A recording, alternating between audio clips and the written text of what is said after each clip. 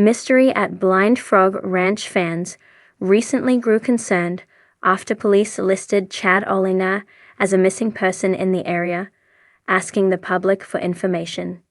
With the news, fans are trying to piece the story together. This has also gotten fans talking about a previous arrest concerning the Blind Frog Ranch star. As fans of Mystery at Blind Frog Ranch know, Chad is the son of the property's owner, Dwayne Ollinger.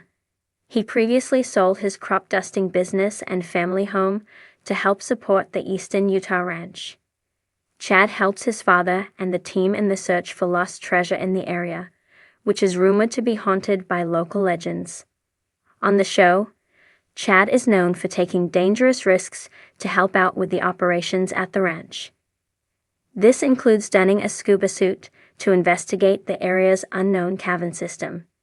According to KAMR/My High Plains, a Chad Ollinger had recently been reported missing in Amarillo. The Amarillo Police Department in Texas called upon the public's help in finding information about his whereabouts. According to police, Chad had been reported missing by his family. The site shared that he had been listed as a missing endangered person in both the Texas Crime Information Center and the National Crime Information Center.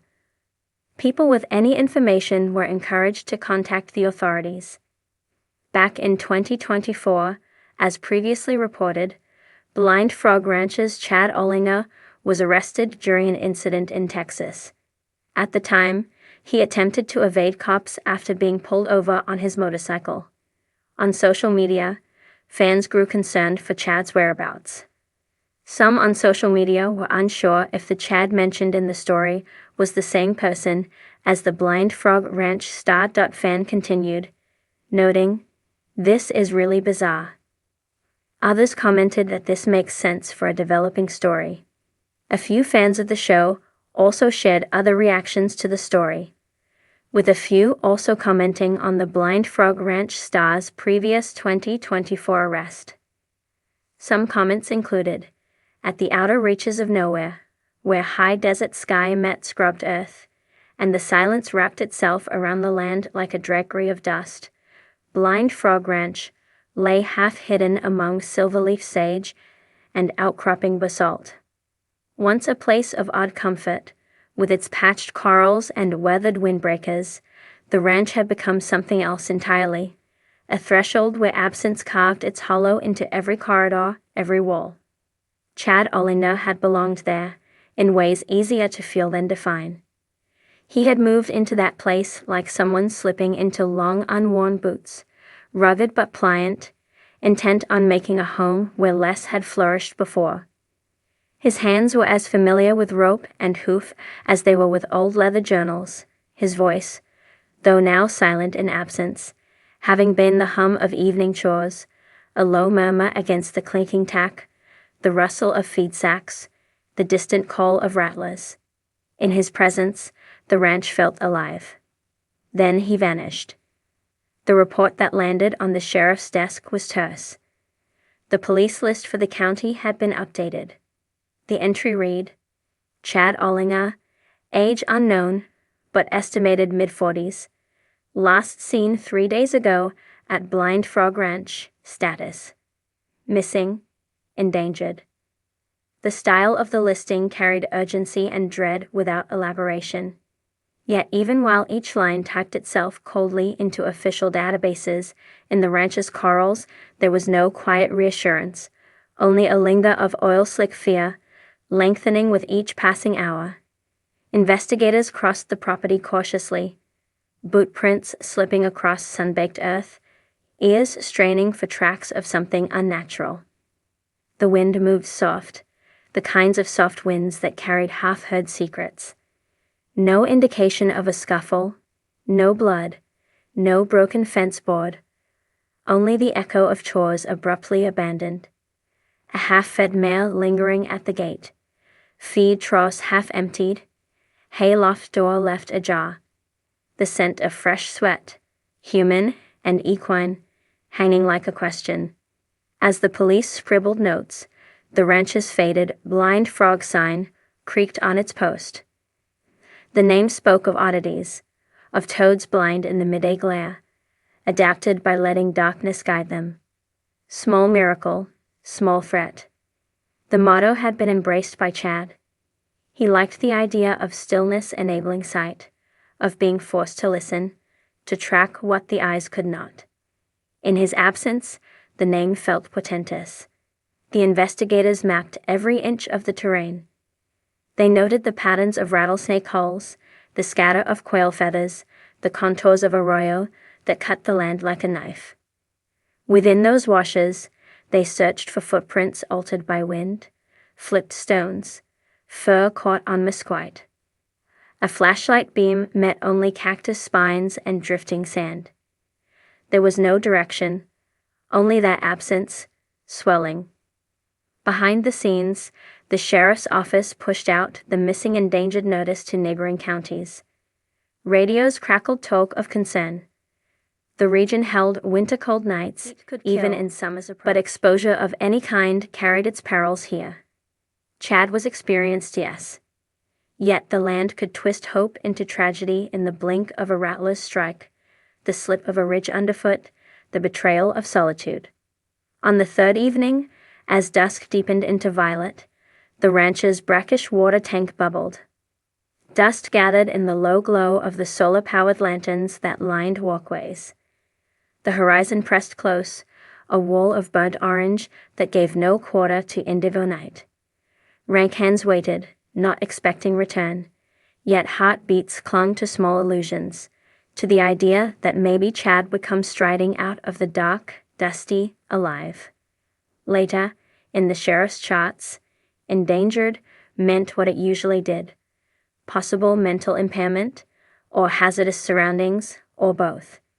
Chad carried neither illness nor dementia, at least none that anyone had named. The land, though, that land could claim him. Desert labyrinth, shift of weather, disorientation. Even a scratch could swell toward infection when the grit lodged in skin. Search parties trolled. Horses were saddled. Trackers followed along gullies until dust smelled off the ground, scraped away by careless hoof.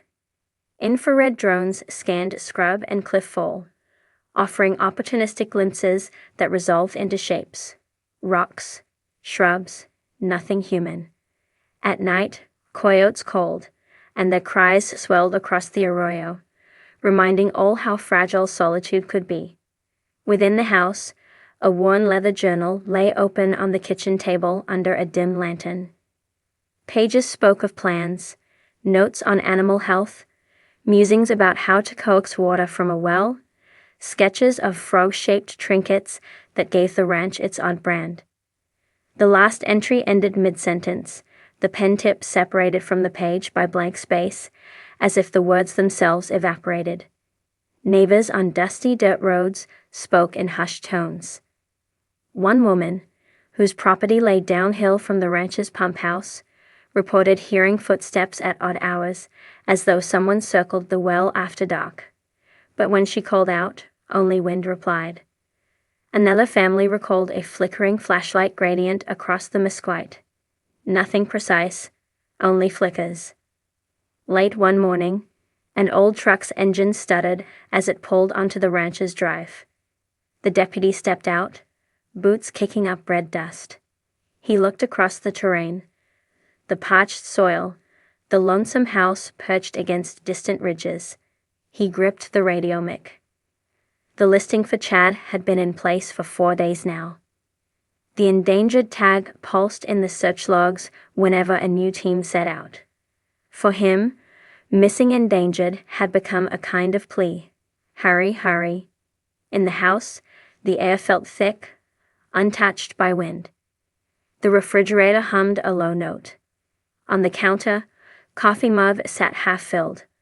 The spoon in it dripped gentle stains of cold. In that moment, nothing had changed, inverse to the unknown. The disquiet settled deeper, like roots finding soil. Out in the hills, a drone's red lights drifted over shale and brittle grass. It captured patterns invisible to the naked eye. Heat differentials, shapes that could be furry, shapes that could be stitched together wind shifts. nothing. Each borrowed beam passed, illuminating what wasn't there. At sunset, back at the house, the deputy pored over prints, grainy aerial stills, shaky thermal jumps. He marked square after square, blank. Unseen, unfound. The absence grew heavier. Inside him, judgment softened into grief-like ache. This one might not return. Night fell with a cold hush. The wind peeled away from the ridges, carrying skeleton branches in its wake. The deputy stepped out, flashlight in hand, toward the well where the neighbor had heard those phantom footsteps.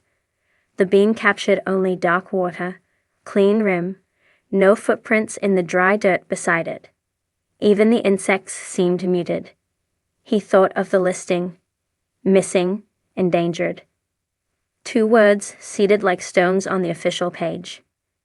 One meant not present where expected. The other, that without aid, grave harm could be imminent. They felt inadequate for what was unfolding. Down a ridge, joining 2 gullies, the deputy followed a faint trail of disturbed earth, barely noticeable, like the whisper of sandalwood on dry paper. It ran away from the corals, toward a narrow pass.